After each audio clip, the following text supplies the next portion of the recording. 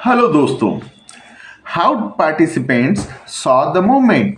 कैसे भागीदारों ने आंदोलन को देखा।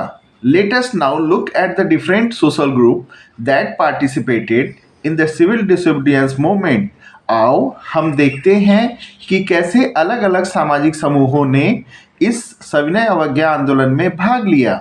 Why did they join this movement, और वो इस आंदोलन में क्यों शामिल हुए। वॉट वर देयर आइडियल्स, और उनके आदर्श क्या थे। What did swaraj mean to them, और स्वराज का मतलब उनके लिए क्या था। In the countryside rich peasant communities like Patidar of Gujarat and Jat of Uttar Pradesh were active in the movement. और जो देहाती क्षेत्र था उसमें अमीर जो किसान थे या समूह था अमीर किसानों का, जैसे कि पाटीदार गुजरात के और जाट उत्तर प्रदेश के, वो इस आंदोलन में बहुत ही क्रियाशील रहे। Being producer of commercial crops, they were very hard hit by the trade depression and falling prices। जैसा कि वो कमर्शियल या औद्योगिक फसल उगाते थे या कमर्शियल व्यापारिक फसल उगाते थे, वे बहुत ज़्यादा तकलीफ में हुए जबकि व्यापारिक मंदी आई और दाम बहुत तेज़ी से गिरे। As their cash income disappeared, they found it impossible to pay the government revenue demand। और जैसा कि उनकी नगद आय बिल्कुल गायब हो गई तो उन्होंने अपने आप को सरकार की जो लगान था उसको देने में असमर्थ दिखे। And the refusal of the government to reduce the revenue demand led to widespread discontentment. और जो सरकार थी उसने मना कर दिया कि वो अपने लगान में कुछ भी कम नहीं करेगा, तो इससे चौतरफा क्रोध की ज्वाला भड़क उठी। These rich peasant became enthusiastic supporter of civil disobedience movement, organizing their communities and at times forcing reluctant members to participate in the boycott programs। और ये जो अमीर किसान थे ये बहुत ज़्यादा उत्साहित हुए सविनय अवज्ञा आंदोलन के रूप में, और वो अपनी जो समुदाय था उसको समर्थन के लिए राजी किए। और उसी समय उन्होंने अनिच्छुक मेंबर जो नहीं चाहते थे इसमें शामिल होना, उनको भी भाग लेने के लिए कहा और बहिष्कारों में शामिल होने के लिए कहा। For them the fight for Swaraj was a struggle against high revenue, but they were deeply disappointed when the movement was called off in 1931 without the revenue rates being revised।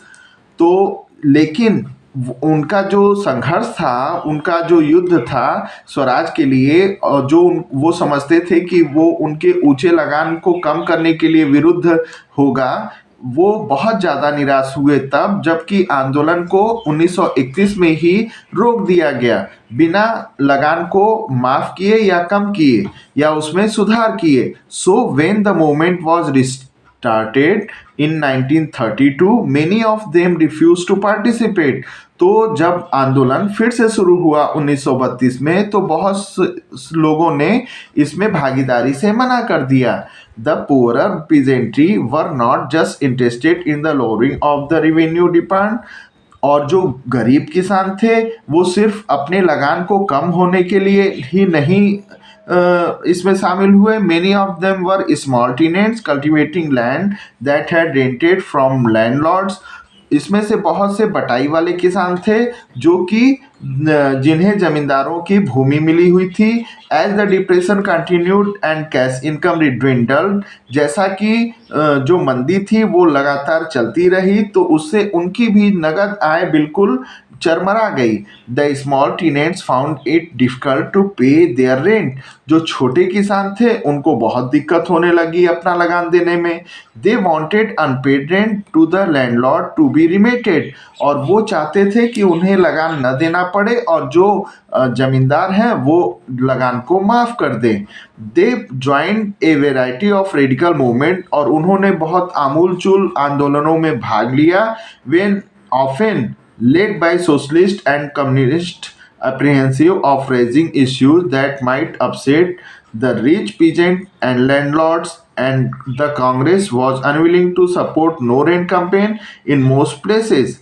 तो यहाँ पर उन्होंने कई आमूलचूल आंदोलनों में भाग लिया, उन्होंने सामाजिक और कम्युनिस्ट में भाग लिया, लेकिन जो स्पष्ट रूप से शंका देने वाली चीज थी वो ये मुद्दा था कि अगर लगान को माफ करने के लिए कांग्रेस समर्थन देती है तो जो बड़े किसान हैं, जो अमीर किसान हैं, वो नाराज हो सकते हैं, और so the relationship between the poor peasant and Congress remain uncertain.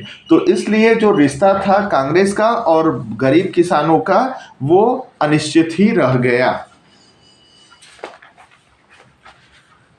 What about the business class? अब हम आते हैं बिजनेस क्लास की तरफ। How did they relate to the civil disobedience movement? उनका संबंध कैसा सविनय अवज्ञा आंदोलन की तरफ था? During the first world war Indian merchant and industries had made huge profit and become powerful. तो प्रथम विश्व युद्ध के दौरान जो भारतीय व्यापारी थे, जो उद्योगपति थे, वो काफी इनकम बनाए और काफी शक्तिशाली हो गए।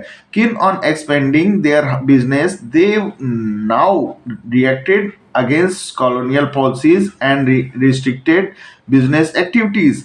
तो ऐसा कि वो अपने व्यापार को आगे बढ़ाना चाहते थे, तो उन्होंने जो उपनिवेशवादी नीतियां थी उसका और जो रोक टोक वाली नीतियां थी उसका बहिष्कार किया।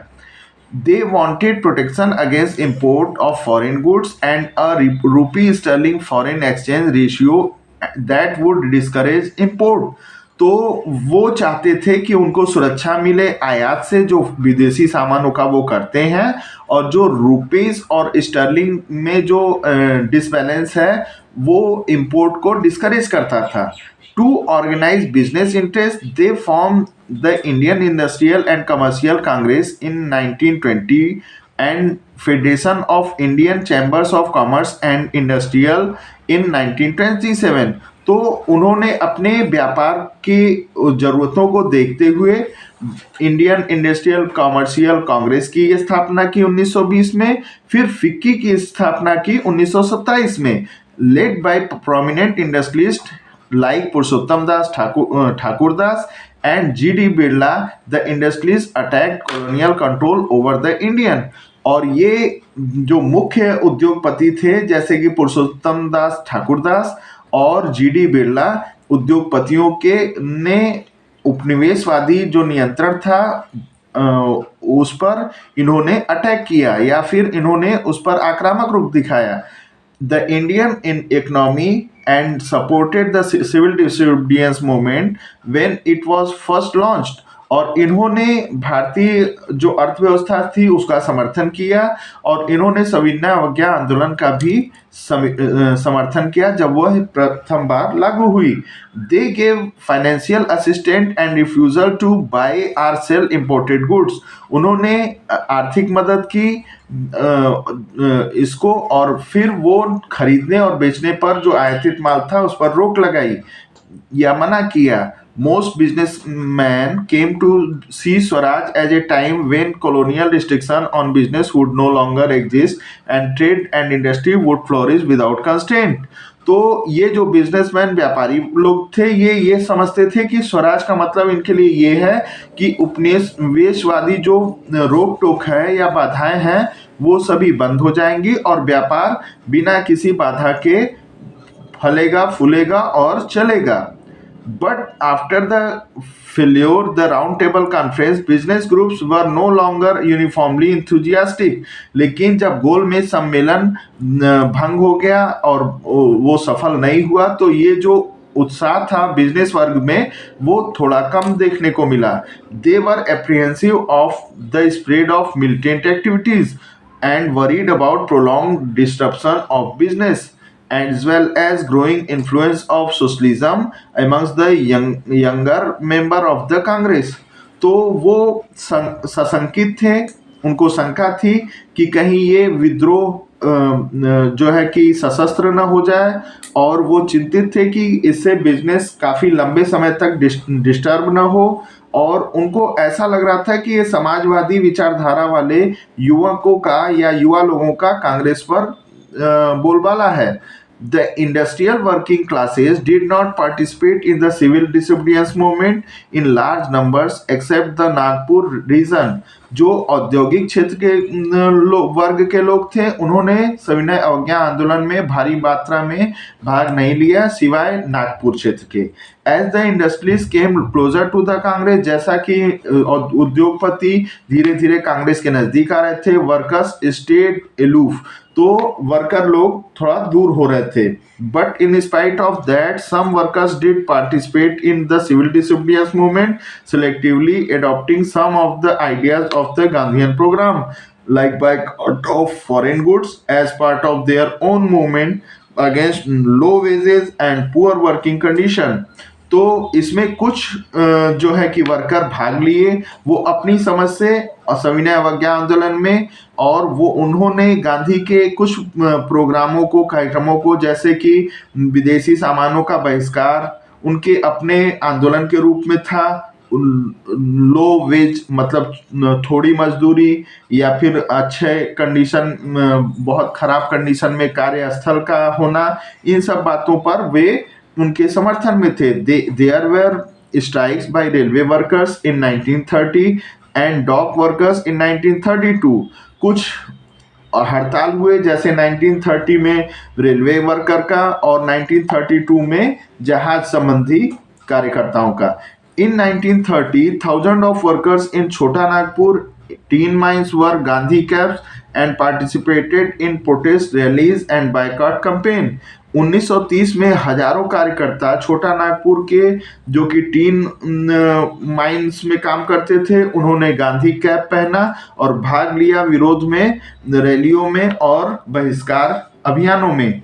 But the Congress was reluctant to include workers demand as part of its programme of struggle. लेकिन कांग्रेस अनिच्छुक थी इन कार्यकर्ताओं को शामिल करने में और इनकी मांगों को अपने संघर्ष में शामिल करने के लिए। In felt that this would alienate industries and divide the anti imperial forces. तो इसका मतलब ये था कि इससे उद्योगपति इनसे दूर हो जाते और ये जो उपनिवेशवादी ताकतों के विरुद्ध युद्ध था वो थोड़ा कमजोर होने का डर था। Another important feature of civil disobedience movement was the large scale participation of women। और जो दूसरा रूप था सविनय अवज्ञा आंदोलन का, वो भारी मात्रा में औरतों का सहयोग या उसमें भागीदारी। During Gandhi salt march thousand of women came out of their homes to listen to him. और गांधी जी के जो नमक आंदोलन का समय था उसमें हजारों महिलाएं अपने घर से बाहर निकली गांधी जी को सुनने के लिए। They participated in protest marches, manufactured salt and picketed foreign cloth and liquor shops. उन महिलाओं ने विरोध मार्च में हिस्सेदारी की, नमक बनाया और उन्होंने विदेशी सामानों का, कपड़ों का बहिष्कार किया और जो शराब की दुकानें थी उन पर धरना दिया। Many went to jail in urban area. These women were from high caste families. In rural areas they came from rich peasant households. तो बहुत सी महिलाएं जेल गईं और शहरी क्षेत्र में ये महिलाएं उच्च बिरादरी से थी, उच्च समाज से थी, जबकि ग्राम क्षेत्र में ये उच्च जो अमीर किसान थे उनके घरों से होती थी। Moved by Gandhi's call they began to see service to the nation as sacred duty of women. और जैसा कि गांधी जी के कॉल पर ये महिलाएं अपने देश की सेवा को एक पवित्र कार्य के रूप में मान रही थीं। Yet this increased public role did not necessarily mean any radical change in the way the position of women was visualized। लेकिन इन सब चीज़ों से जो सार्वजनिक रूप में है महिलाओं का कोई भी बहुत ही आमूलचूल बहुत स्थिति सुधार में नहीं दिखा। Gandhi ji was convinced that it was duty of women to look after home and health. Gandhi ji का भी ये विचार था कि जो महिलाएं हैं उनका प्रथम कर्तव्य अपने घर को देखभाल करना है और चूल्हे का। Be good mothers and good wives. अच्छी माँ भी बनिए और अच्छी पत्नियां भी बनिए। And for a long time the Congress was reluctant to allow women to hold any position of authority within the organization, और लगभग काफी समय तक कांग्रेस अनिच्छुक थी महिलाओं को किसी अच्छे पद पर अपने संगठन में रखने को। इट वॉज कीन only on their symbolic presence, वो केवल इन्हें एक प्रतीक के रूप में इसमें शामिल रखना चाहती थी। Thank you for next topic.